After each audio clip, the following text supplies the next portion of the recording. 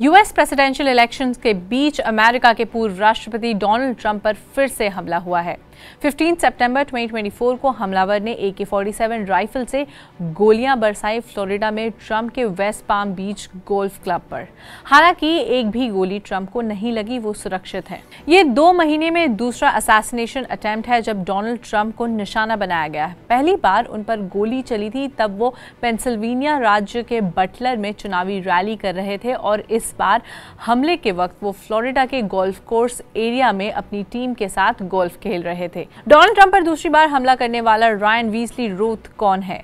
Trump पर बार बार हमले क्यों हो रहे हैं और बाइडेन सरकार ने इस पर क्या कहा है? आज की इस वीडियो में हम इन सब पर बात करेंगे। Hello and welcome to Switch. मेरा नाम है सिमरन। डोनाल्ड ट्रंप वीकेंड पर फ्लोरिडा गए थे। यहाँ वो पाम बीच पर अपने आवास मार-आ-लागो में थे। एज पर मीडिया रिपोर्ट्स, आरोपी झाड़ियों में छुपकर गोलियां चला रहा था। जैसे ही सीक्रेट सर्विस एजेंट ने जवाब में फायरिंग की तो हमलावर अपना सामान छोड़कर भाग गया। He left AK-47 style rifle and a GoPro camera at the crime spot. हालांकि बाद में उसे पकड़ लिया गया।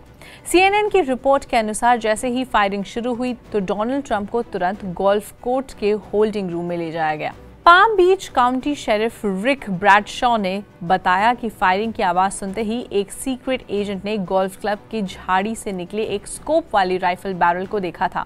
उन्होंने बताया कि हमलावर ने 250 to 300 मीटर्स की दूरी से हमला किया। संदिग्ध हमलावर की पहचान 58 ईयर ओल्ड रायन वीसली रूथ के तौर पर हुई है, जो हवाई में रहता था। वो ड्रग्स लाइसेंस के बगैर गाड़ी चलाने समेत कई ऐसे आरोपों में गिरफ्तार हो चुका है। As per media reports, originally Ryan Carolina का रहने वाला है और उसके सोशल मीडिया पोस्ट से पता चला कि वो यूक्रेन का समर्थक है। यूएस बेस्ड मीडिया ने गनमैन के सोशल मीडिया अकाउंट्स के आधार पर बताया कि ये व्यक्ति यूक्रेन से वॉर एफर्ट्स के लिए सोल्जर्स रिक्रूट करने में मदद करता था।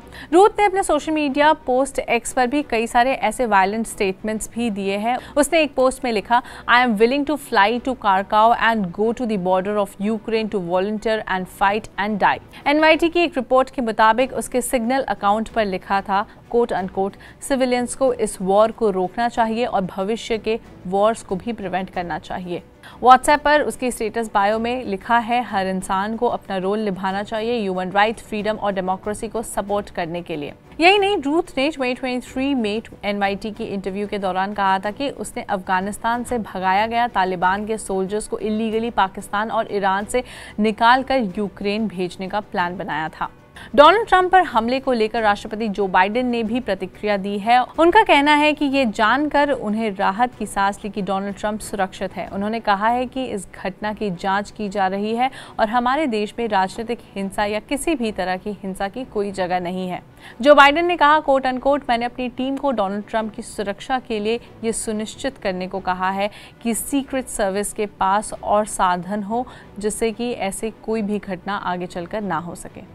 आपको याद दिला दें, पिछली बार कान को छूकर निकली थी गोली। पिछली बार जब डोनाल्ड ट्रंप पर हमला हुआ था तो गोली उनके कान को छूकर निकल गई थी। 13 जुलाई को वो पेंसिल्वेनिया में एक रैली कर रहे थे, तब AR-15 राइफल से उन पर 8 राउंड गोलियां चली थी। पहले राउंड में 3 और दूसरे राउंड में 5 गोलियां चली थी। तब 400 मीटर की दूरी से फायरिंग की गई थी। उस घटना में हमलावर की पहचान थॉमस क्रूक्स के रूप में हुई थी, जिसे सीक्रेट सर्विस ने स्नाइपर से गोली मार दी थी। ट्रंप पर क्यों इतने असैसिनेशन अटेम्प्ट्स हो रहे हैं, ये सवाल तो उनके बिगेस्ट सपोर्टर इलॉन मस्क ने भी उठाया है। लेकिन जो बात यहाँ ज्यादा इंपॉर्टेंट है वो ये है कि डोनाल्ड ट्रंप हमेशा अपने भाषण और मैनिफेस्टो में ये कहते हैं कि इमिग्रेंट्स की वजह से अमेरिका में क्राइम बढ़ रहा है। लेकिन अब तक जितने भी क्राइम्स अमेरिका में हुए हैं, चाहे वो स्कूल्स पर अटैक हो या ट्रंप पर असैसिनेशन अटेम्प्ट, ये सारे हमलावर अमेरिका के ही इनहैबिटेंट्स है, यानी अमेरिका में ही उनका जन्म हुआ है और वहीं वो पले बढ़े हैं। डोनाल्ड ट्रंप पर हुए असैसिनेशन अटेम्प्ट्स पर आपकी क्या राय है, हमें कमेंट्स में बताएं और देखते रहें स्विच।